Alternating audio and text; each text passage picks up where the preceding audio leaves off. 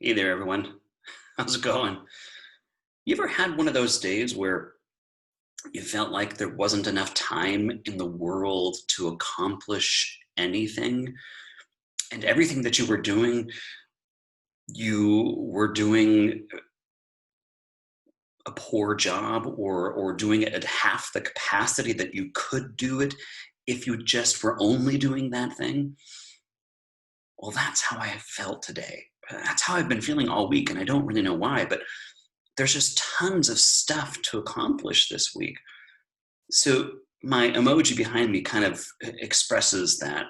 It's an emoji of me juggling all different types of things, phone calls, chores around the house, cooking breakfast or dinner, or doing the laundry, or trying to wake up by drinking coffee. If you've ever had one of those days, then you know exactly what I'm talking about, because that's kind of how my week has been. I I forgot to go to a staff meeting today.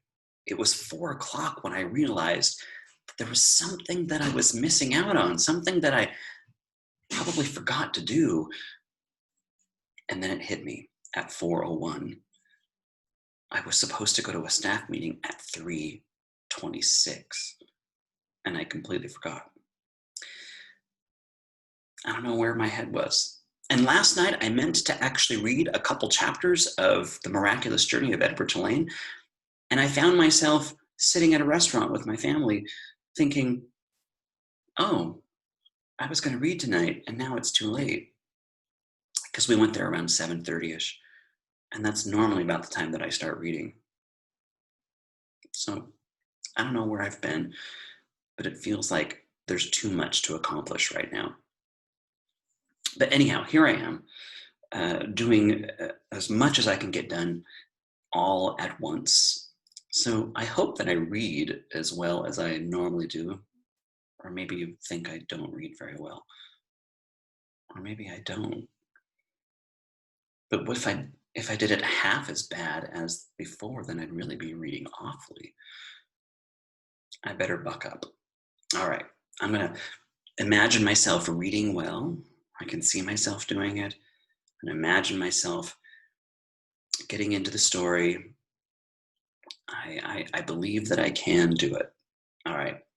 Remember, that's what hope's all about. You got to believe that you can do it. So it's not good enough just to hope something. You actually have to believe that you can accomplish it, and you actually have to be able to see yourself doing it. That's how you accomplish a goal, right? Hope is the belief that you can make the future better, right? And even though my day has been really hectic and chaotic, I can make it better. I know I can. All right. When we laugh. All right, I'm already starting off. Okay, I'm going to see myself doing it better. Okay, I can do better. When we last left off in the Miraculous Journey of Edward Tulane on chapter 22, Edward was in the middle of some weird situation, and I wasn't quite sure if it was a dream or if it was really happening. But I think it was a dream, because he was at the house that he lived in, right? And he was there with Abilene, and he was there with Bull and Lucy the dog, and Nellie and Lawrence, and who else was there? And they were all calling him by the name that they chose to call him, and they were all talking to him and telling him how it was nice to be with him again, and he should not leave. And Abilene said this to him: "Stay with us," she said. What does that mean? Was he going somewhere? Remember, what happened prior to this was that that he was with oh goodness, Mr. Alvier. He was with Bryce, and Bryce was at a restaurant, and he ate and drank things that he couldn't pay for. And so the owner, the cook, came out and was really upset and he grabbed Edward, Jangles. Bryce called him Jangles, remember? He grabbed Jangles and he swung him and he hits Jangles on the counter. Jangles' head, I believe. And remember, he's made of china, right? He's a china doll. So, and the next chapter, that was the end of that chapter. And then the next chapter, chapter 22, here we are in this weird situation where Edward is, I believe, dreaming. At least that's what I think he's doing. Do you think he's dreaming? It's got to be. And we ended at the end of chapter 2 with all of the people that Edward loved in the world telling him to stay, right? And even Lucy the dog, in her own way, she bent down and licked Edward's tears away. Chapter 23.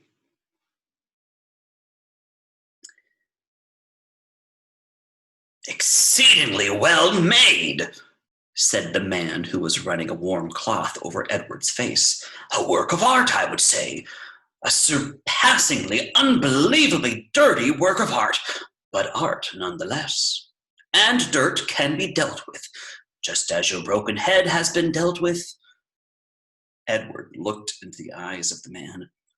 "Ah, there you are," the man said. "I can see that you are listening now. Your head was broken. I fixed it. I brought you back from the world of the dead." "My heart," thought Edward. "My heart is broken." No need to thank me," the man said. "It's my job, quite literally. Allow me to introduce myself. I am Lucius Clark, dollmender. Your head, may I tell you, will it upset you? Well, I always say the truth must be met head on, no pun intended. Your head, young sir, was in 21 pieces. 21 pieces? Edward repeated mindlessly. Lucius Clark nodded. 21, he said. All modesty aside, I must admit that a lesser doll-mender without my skills, might not have been able to rescue you. But let's not speak of what might have been. Let us speak instead of what is. You are whole. You have been pulled back from the brink of oblivion by your humble servant, Lucius Clark. And here, Lucius Clark put his hand on his chest. Hey, boys and girls, I don't know what just happened, but that was really weird. It stopped, and then it started again. So I'm going to go a little bit back and read what I was just reading to you so that you can get right back into the story. Strange things are happening here. Maybe, just maybe, my internet connection is also feeling chaotic today. I don't know. All right, here we go. Lucius Clark, the dollmender. 21 pieces, said Lucius Clark. All modesty aside, I must admit that a lesser a doll mender without my skills, might not have been able to rescue you. But let's not speak of what might have been. Let us speak instead of what is. You are whole. You have been pulled back from the brink of oblivion by your humble servant, Lucius Clark. And here Lucius Clark put his hand on his chest and bowed deeply over Edward. This was quite a speech to wake up to, and Edward lay on his back, trying to absorb it. He was on a wooden table. He was in a room with sunshine pouring in from high windows. His head apparently had been in 21 pieces and now was put back together into one. He was not wearing a red suit. In fact, he had no clothes on at all, and he was naked again. And he did not have wings. And then he remembered, Bryce, The diner. Neil, the chef, swinging him through the air. Bryce. You are wondering, perhaps, about your young friend, said Lucius. The one with the continually running nose. Yes, he brought you here, weeping, begging for my assistance. Put 'em together again, he said. Put 'em back together. I told him, I said, young sir, I am a businessman. I can put your rabbit back together again for a price. The question is, can you pay the price? He could not. Of course he could not. He said that he could not. I told him then that he had two options, only two. The first option being that he seek assistance elsewhere.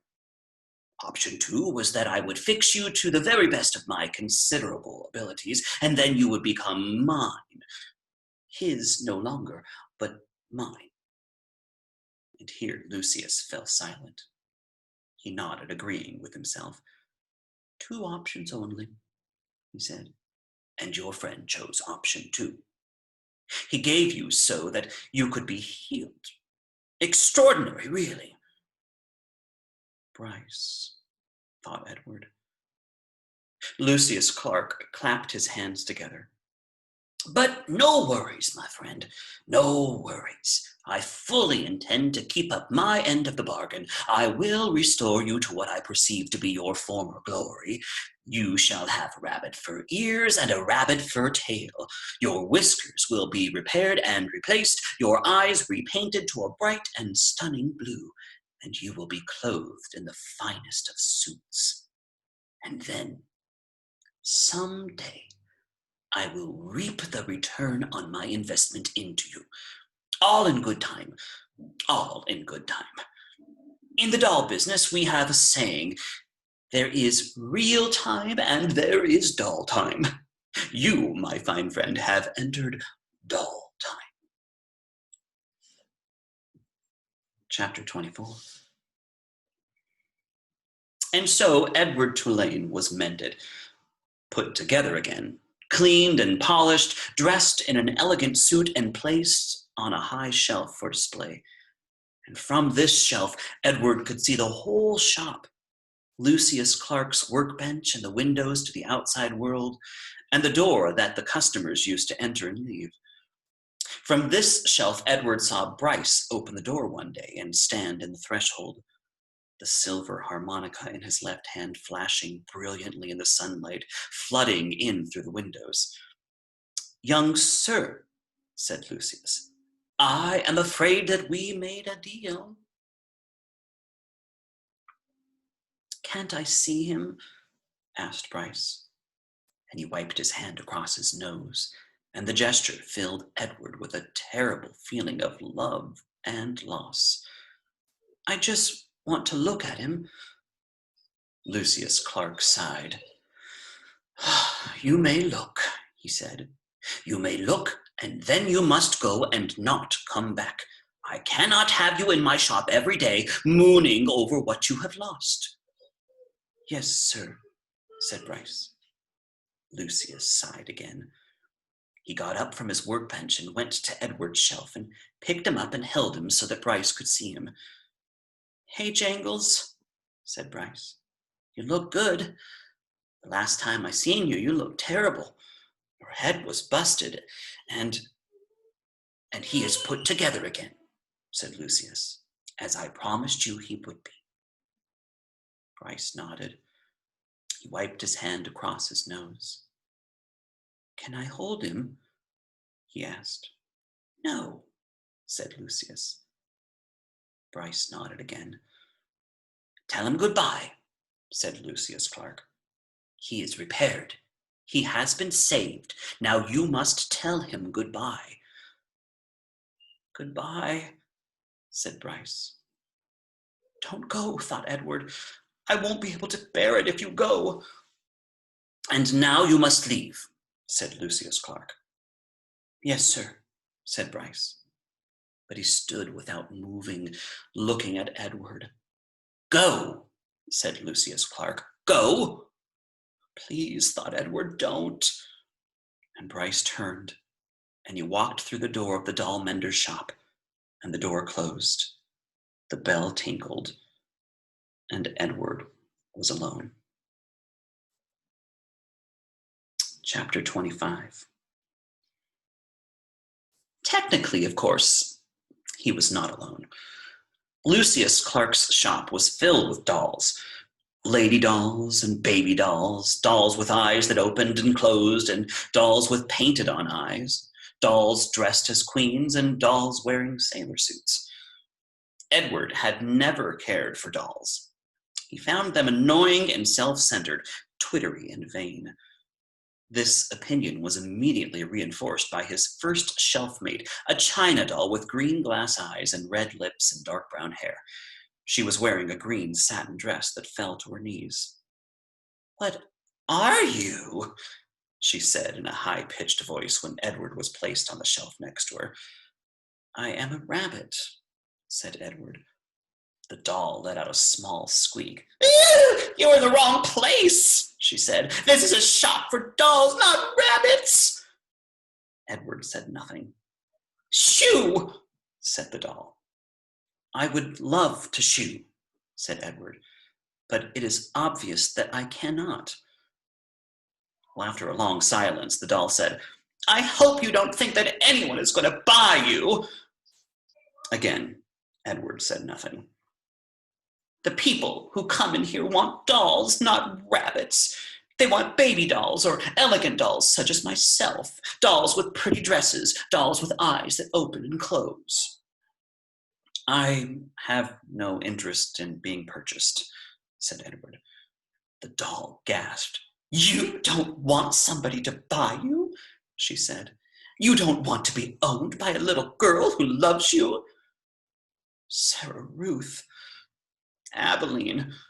Their names went through Edward's head like the notes of a sad, sweet song. "I have already been loved," said Edward. "I have been loved by a girl named Abilene.